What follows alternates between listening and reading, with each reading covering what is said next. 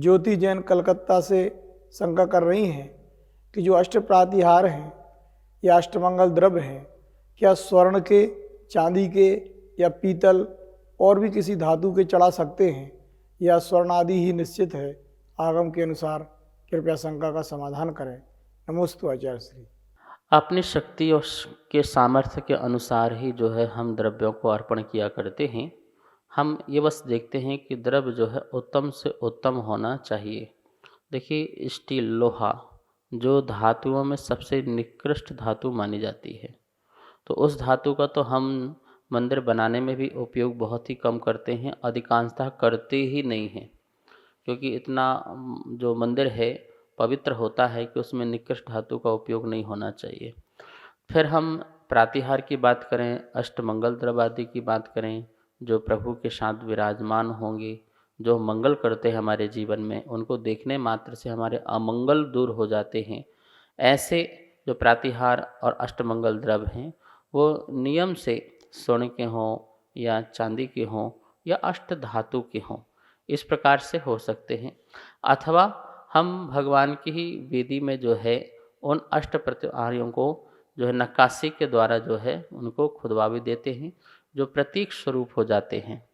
आकृत्रिम चैत्यालयों में तो प्रातिहार नाम के जो देव होते हैं वो इनको जो अष्टमंगल द्रव्य और अष्ट प्रातिहार हैं उनको लेकर के खड़े रहते हैं, और वो प्रभु के जो है दोनों तरफ लेकर के खड़े होकर के प्रभु की वंदना करते रहते हैं, प्रभु की स्तुति करते रहते हैं। यह उनका जो है जब तक उनकी उम्र होती है ये उसको लेकर के खड़े रहते हैं। ये मंगल है। तो मैं ये कहना चाहूँगा जो उत्तम से उत्तम हो वो आप करें, और यदि आपकी सामर्थ्य शक्ति नहीं है तो आप भाव रखें, लेकिन जो निकृष्ट धातुएं हैं उनका उपयोग ना करें तो ठीक रहेगा। अरहम जैन बिहार से शंका कर रहे हैं कि जो अभिषेक करते हैं या पूजन करते हैं उनका सप्त व्यसन का त्याग जरूरी है या नहीं है? कृपया मार्गदर्शन दें। नमोस्तु आचार्य श्री। भगवान की पूजा का अधिकारी कौन या गुरुओं के आहार देने का अधिकारी कौन, इन दोनों बातों को हमें अच्छी तरह समझना चाहिए। देखिए, हम भगवान की जो पूजा करते हैं या जो अभिषेक करते हैं वो नियम से सप्त व्यसन के त्यागी होना चाहिए, और उनके अष्टमूल गुण होना चाहिए, अर्थात 3 मकार और 5 उदंबर का त्याग होना चाहिए। यदि कोई व्यक्ति जो है मकार का त्याग नहीं करता है, जैसे मद्य का, शराब का, मांस का, मधु का और ये 5 उदंबर आदि हैं, तो वो फिर इस प्रकार से भगवान के अभिषेक का अधिकारी नहीं हो सकता।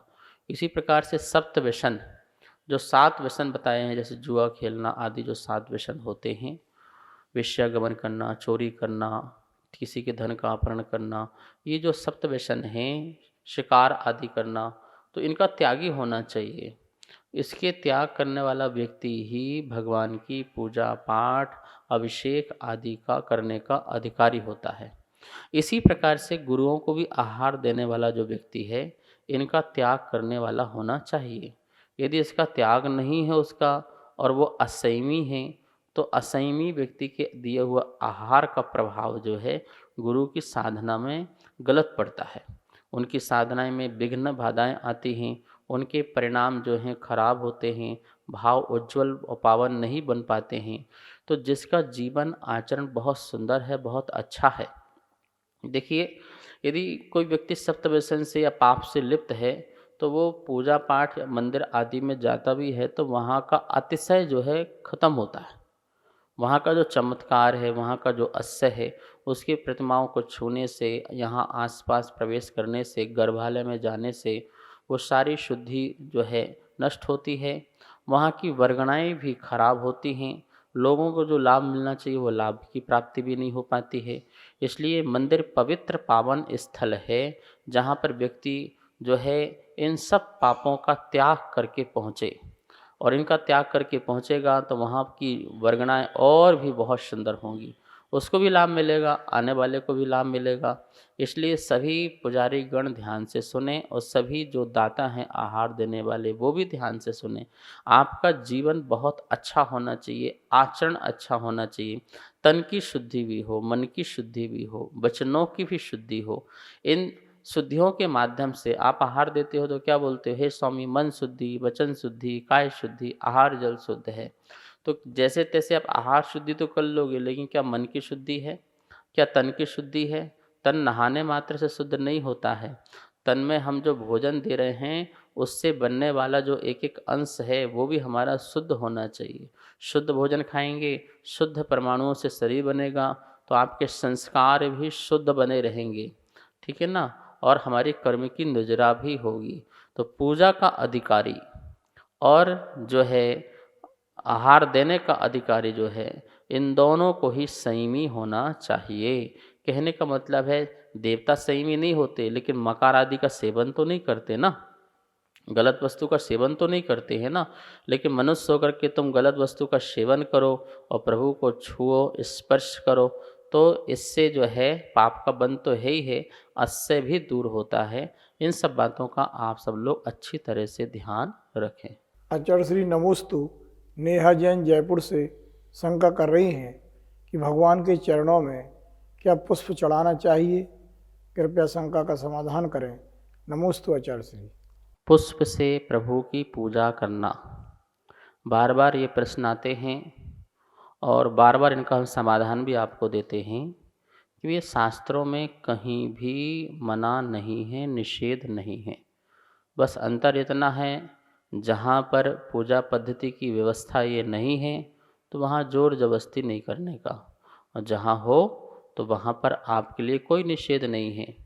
आप हरिवंश पुराण पढ़िए, अन्न पुराण पढ़िए, त्रिलोक प्रणति पढ़िए, सब जगह जो है ये व्यवस्थाएं हैं। आप जितनी भी जिनवाणी में पूजा पढ़ते हैं उसकी अधिकांश पूजाओं में आपको उसके नाम मिल जाएंगे।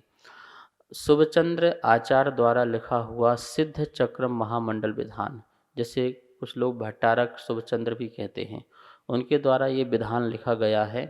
और विधान की लगभग प्रत्येक वलय की जो पूजाएं हैं, जहाँ हम फल चढ़ाते हैं, फूल चढ़ाते हैं और नैवेद्य चढ़ाते हैं, वहाँ तो उन्होंने उनके नाम भी लिख दिए कि कौन कौन से पुष्प, कौन कौन से फल, कौन कौन से घृत पकवान, ये सब लिखा हुआ है और उसको चढ़ाने की बात कही गई है। तो ये लगभग सभी पूजा पाठों में मिलता है।